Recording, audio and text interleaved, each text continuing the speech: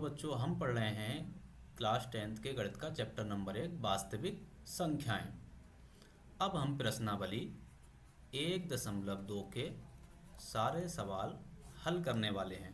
पहला प्रश्न है हमारे पास, सिद्ध कीजिए कि √5 एक अपरिमेय संख्या है। √5 एक अपरिमेय संख्या है तो हम इसका उल्टा मान के चलेंगे। हम मान लेंगे √5 एक परिमेय संख्या है, उल्टा मान के चलेंगे। और अगर ये एक परिमेय संख्या है तो किसी भी परिमेय संख्या को हम a/b के फॉर्म में लिख सकते हैं। लेकिन एक बात ध्यान रखना है, a और b जो हैं ये सह अभाज्य संख्याएं हैं, और सह अभाज्य संख्याओं का जो HCF होता है, जो कॉमन गुणनखंड होता है, वो क्या होता है? 1 होता है। ठीक है, क्या होता है? 1 होता है। तो चलिए अब सॉल्यूशन स्टार्ट करते हैं।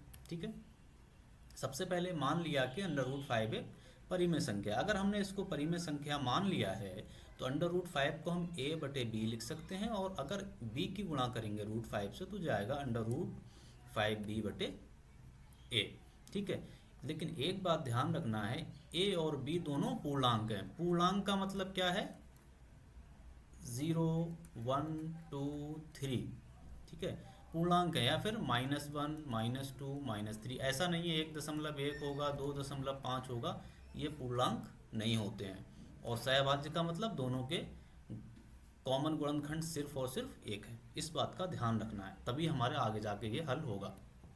ठीक है, और ये जो पॉइंट हम लिख रहे हैं इनको साइड में लिखते हुए चलना है, तभी हमें पूरे मार्क्स एग्जाम में मिलेंगे। अब दोनों पक्षों का अगर हम वर्ग करें तो क्या आएगा? 5b² बराबर a²। ठीक है, अब 5b² बराबर a² आ गया। ठीक, a² 5 से विभाजित है। देखो 5b² बराबर a² है, तो हम इसको लिख सकते हैं b² बराबर a²/5। अब a² 5 से पूरी तरह से विभाजित हो जाएगा, तभी तो ये b² आया है। क्योंकि b क्या है? एक पूर्णांक है, तो b² भी जैसे 2 है तो 2 का स्क्वायर 4 होगा, तो ये भी पूर्णांक होगा। और ये पूर्णांक तभी होगा जब a² पूर्णतः विभाजित हो जाएगा। ठीक है, अगर a पूर्णतः विभाजित नहीं होगा तो संख्या क्या आएगी? 5.5, तो दशमलव में संख्या आएगी। लेकिन हम पहले ही मान चुके हैं कि a और b दोनों पूर्णांक हैं, तो इसलिए हम कह सकते हैं जो a² है वो 5 से पूर्णतः विभाजित होगा। लेकिन हमने एक परिमेय पढ़ी थी 1.2, उसके अकॉर्डिंग 5 जो है वो a को भी पूर्णतः विभाजित कर देगा। ठीक है, अब हम a को 5c लिख सकते हैं, क्योंकि a को हम 5c लिख सकते हैं क्योंकि a जो है वो 5 से विभाजित होगा। अगर 5 से विभाजित होगा, यहाँ पर कोई संख्या आएगी, 5 गुणा में कोई संख्या होगी, हमें पता नहीं है, तो हमने उसकी जगह पर क्या बोल दिया? उसकी जगह पर हमने c लिख दिया। तो a को हमने मान लिया 5c। ठीक है, और c एक पूर्णांक है, ये बात ध्यान रखना है। यहाँ पर हम किसी भी दशमलव संख्या की बात नहीं कर रहे हैं। तो 5b² बराबर हो जाएगा 25c²। अब 5 से 5 कट जाएगा तो b² बराबर हो जाएगा 5c²। ठीक है, लेकिन अब इसका अर्थ क्या है कि b² भी 5 से विभाजित है, इसलिए जो हमारी परिमेय 1.2 है उससे b भी 5 से विभाजित हो जाएगा। अब यहाँ समस्या क्या आई? a क्या है? 5 से विभाजित है, और b क्या है? 5 से विभाजित है। a भी 5 से विभाजित है, b भी 5 से विभाजित है। तो यहाँ तो एक प्रॉब्लम क्रिएट हो गई। क्या प्रॉब्लम हो गई? क्योंकि हमने माना था a और b दोनों सह अभाज्य संख्याएं हैं, और सह अभाज्य संख्याओं का जो कॉमन गुणनखंड होता है वो सिर्फ 1 होता है। तो जो हमने माना था वो तो गलत होता हुआ साबित हो रहा है। वो गलत क्यों साबित हो रहा है? क्योंकि हम इसको मानकर चले थे कि √5 एक परिमेय संख्या है। तो हम आगे क्या लिखेंगे? अतः a और b में कम से कम एक उभयनिष्ठ गुणनखंड 5 है। परंतु इससे इस तथ्य का विरोधाभास प्राप्त होता है, क्योंकि जो तथ्य मिला है a और b का जो कॉमन गुणनखंड 5 है, ये जो तथ्य है इससे हमारी एक समस्या पैदा हो गई। वो क्या हो गई कि विरोधाभास प्राप्त हो गया कि a और b एक सहअभाज्य गुणनखंड है। ये विरोधाभास क्यों हुआ? ये विरोधाभास अपनी त्रुटिपूर्ण कल्पना के कारण प्राप्त हुआ है, क्योंकि हमने पहले ही गलत कल्पना लेकर चले थे कि √5 एक परिमेय संख्या है। तो जो हमारी कल्पना थी वो गलत साबित हो गई। जब हमारी कल्पना ही गलत साबित हो गई तो हम ये निष्कर्ष निकाल सकते हैं कि √5 एक परिमेय संख्या है। तो जब भी हम सॉल्यूशन करते हैं तो ये लिखते हैं, और साइड में हम कहाँ से क्या क्या यूज़ करते हैं वो भी लिखते चलते हैं। ठीक है, अगला सवाल देख लेते हैं। सिद्ध कीजिए कि 3 + 2√5 एक अपरिमेय संख्या है। इसको भी हम उसी तरह से लेकर चलेंगे। 3 + 2√5 को हम क्या करेंगे, एक परिमेय संख्या मान लेंगे। ठीक है, और इसको अगर हमारी कल्पना गलत साबित हो जाती है तो इसका मतलब है अगर ये संख्या परिमेय नहीं है तो फिर अपरिमेय होगी, क्योंकि संख्याएं दो ही प्रकार की होती हैं, या तो परिमेय या तो अपरिमेय। अगर परिमेय नहीं है तो अपरिमेय होगी। ठीक है, अगर ये परिमेय है तो हम इसको लिख सकते हैं a/b। अगेन इस बात को ध्यान रखना है, a और b क्या हैं, सह अभाज्य संख्याएं हैं और इनके कॉमन गुणनखंड सिर्फ और सिर्फ एक है। ठीक है, चलो सॉल्यूशन है। अब मान लें कि 3 + 2√5 एक परिमेय संख्या है। अगर परिमेय संख्या है तो हम इसे a/b के रूप में लिख सकते हैं। ठीक है, अगर हम इसको पुनर्व्यवस्थित करें तो 3/2 - a/2b = √5 आएगा।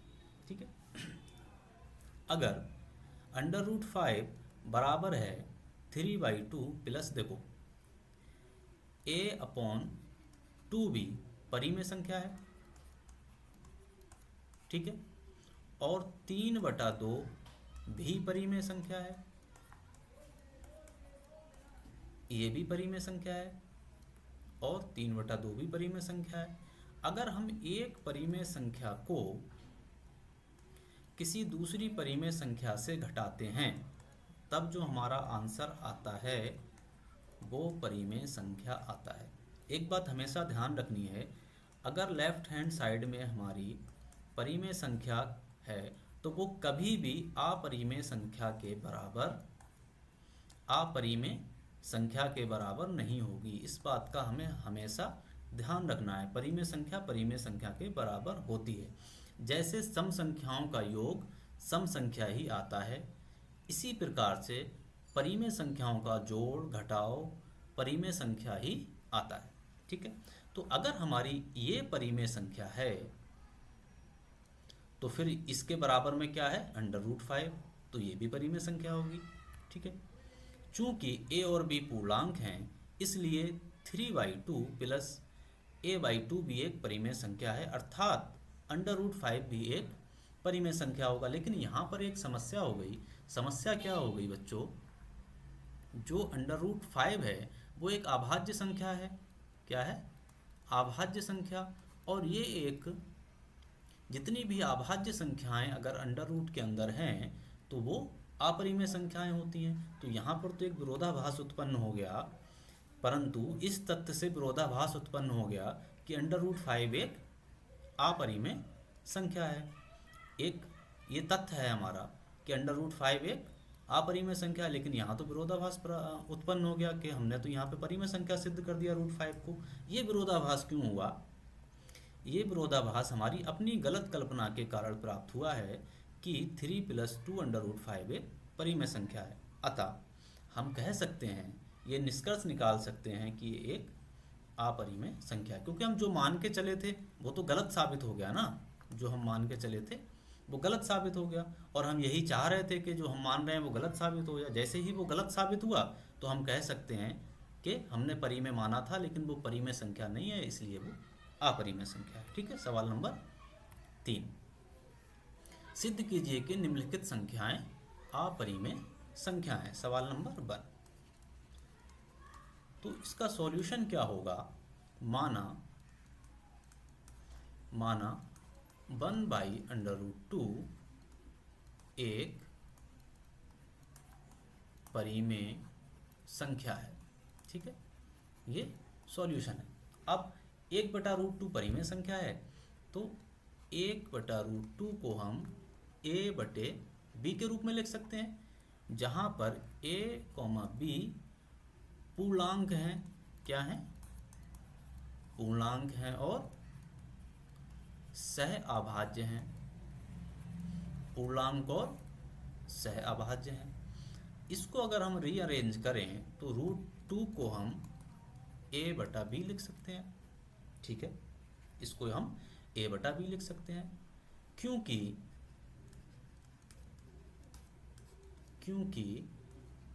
a, b पूर्णांक हैं तथा a/b परिमेय संख्या होगा। परिमेय संख्या होगी। ठीक है, अब हम लिख सकते हैं कि हम जानते हैं कि एक परिमेय संख्या